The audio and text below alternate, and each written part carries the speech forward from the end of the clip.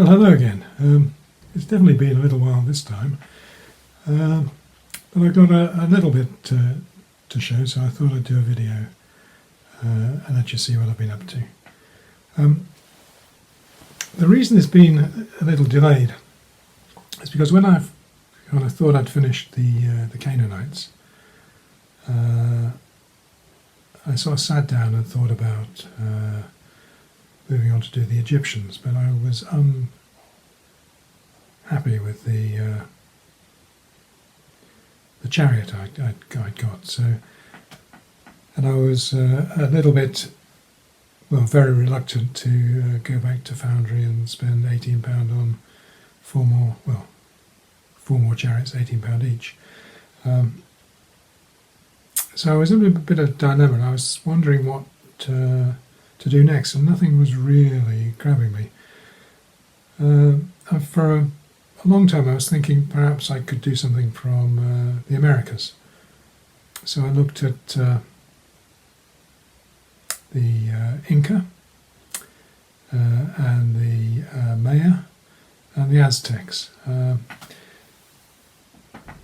First of all, I was looking at 28mm. I thought, those are really interesting figures. I could do those. Outpost Wargame Services had a nice range of 3. But I was also tempted by Gladiator Games, Gladiator Miniatures, 50mm Aztecs. And I came very close to ordering some. And I may still. Very nice figures. I saw on the internet somebody had done a really, really exceptionally good paint job on them, and they look great. But I balked in the end and decided that it was maybe a bridge too far at the moment, too much of a commitment, enormous army with massive variety in painting. Would look bright and impressive on the table once completed, I think, but I just wasn't prepared to commit to that scale of army at this time. So the wheel kind of moved on, and I went back to something I'd been toying with sort of 10, 15 years ago, Skythian, and I mentioned this in passing to a friend, and he said, I've got some Scythian figures you can have. And he brought around a whole box of unpainted Scythian figures. So I've started on that, a 15mm Scythian army. I've added a few more from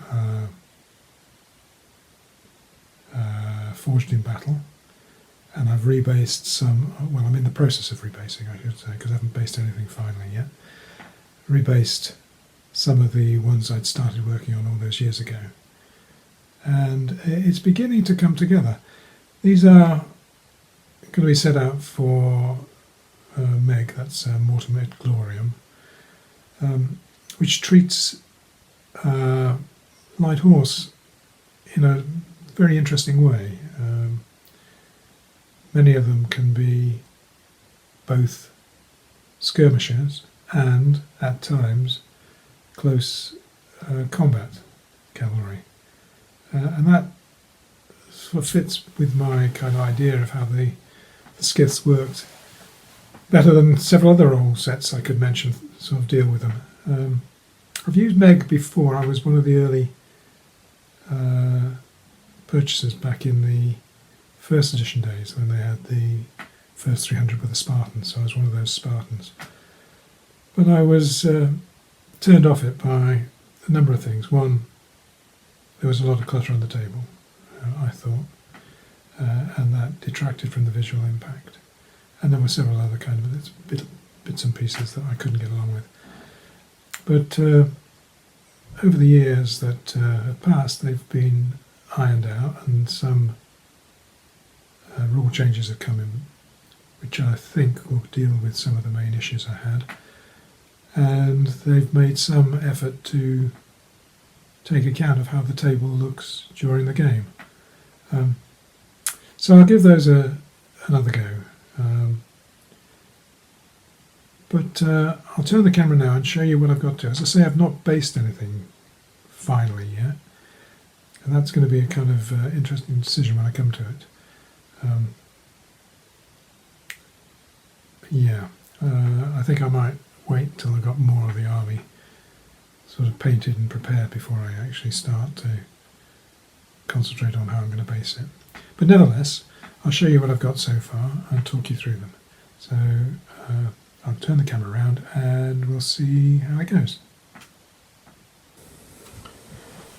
Here we have some of the Fortune in Battle.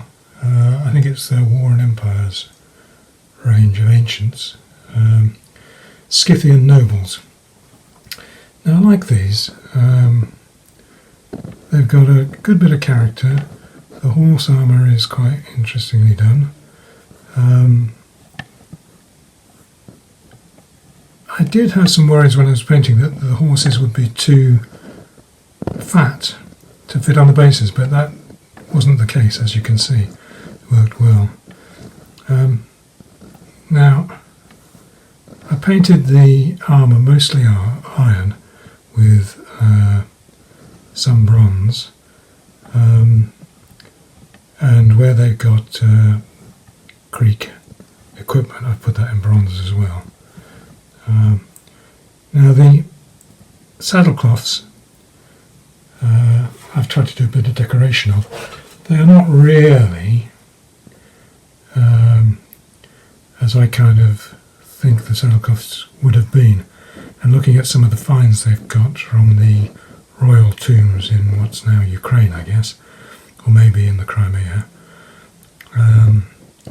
they didn't seem to be these quite square blankety types. But nevertheless, it gives you an opportunity to put some colour into the back of the figure. They're painted up very, very easily in many ways. There's lots of little bits to catch, and I really kind of like painting them. One small criticism, I would have quite liked another horse position, or maybe two. But that's a small concern.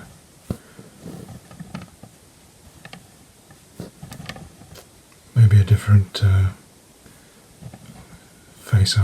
head armour, because they're all the same. But no, I think they look quite good, and when they're finally finished and the bases are done, I think they'll look great. So that is one unit that is almost complete. I'll turn the camera off and set it up with the next. Well, we have here a unit of Scythian horse archers, and as you can see, the figures on the front rank are based slightly differently from the figures on the back rank, and that's because these are a unit that has the capability of changing from skirmisher mode to combat mode. These figures are old falcon figures. Now, I think they kind of were taken over by Chariot at one point, and then when Chariot were taken over by Magister Militum, I don't think they took this range as well. But it seems to be available, or some of the figures seem to be available through Lurkio now, but not the entire one. Now I like these figures for several reasons, but they do have one big drawback, and that is the horsetails were exceedingly long, and that made basing them quite difficult. And in this case I've had to trim off a good 2mm from each of the horse's tails. I don't think it actually impacts on the figure at all, but it makes them work much better, in my opinion. Now, the other thing about these figures is that there is a mixture of male and female figures. Generally speaking, Scyths had very long hair and wore very long beards. And so the female figures generally have no beards and quite often have a mirror hanging from their belt as opposed to something more martial. And the mirror was something that they found in the tombs. But apart from that, the figures are equally warlike. This one on the end in the blue coat and the red hat, you can see has a couple of severed heads from her riding from her saddle. The figures pose to fire into the rear of female as well. So there's a good mix in this range of figures with a lot of vitality in the poses. Now I already had a few of these, and the box that my friend gave me had several more, so I was able to build up 3 units of those. So they're coming along quite nicely.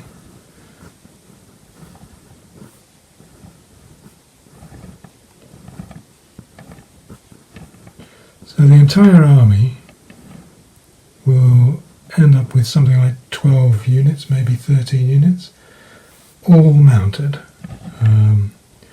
The Scyths dominated the Pontic steppe, all the way from Romania around through Ukraine, down into the Caucasus, and even out and round into what's now Uzbekistan and Turkmenistan.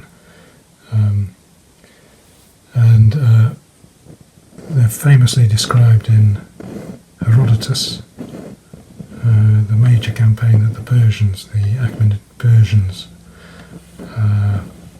undertook against them, where the Scyths just withdrew in front of them for day after day after day, drawing them into the grasslands until they were so far from base that they started to attack their foragers and harass them all the way back to their own territory. Not easy to do that on a war games table, but as a people with very few fixed points that they would defend, no towns or cities to speak of, it was very difficult to draw them into battle if you weren't as mobile as them. Anyway, so this is my current project. Okay, I'm going to turn the camera off and I shall put everything I've done so far on the table. And this is what's been completed so far. 3 units of the horse archers, 1 unit of the nobles. I've got another unit of horse archers that is almost done. In fact, I thought it was done until I realised I'd missed a couple of bits of detail. So I'd started varnishing it and then saw I'd missed a couple of bits. So I will add that in the next day or so. And then I'll put another horse archer unit on the painting table, and after that I might do another unit of the nobles. So it's coming along. Yeah, this is the other side of the table. See if we can get a bit of a close-up. There we go. I'm quite pleased with these.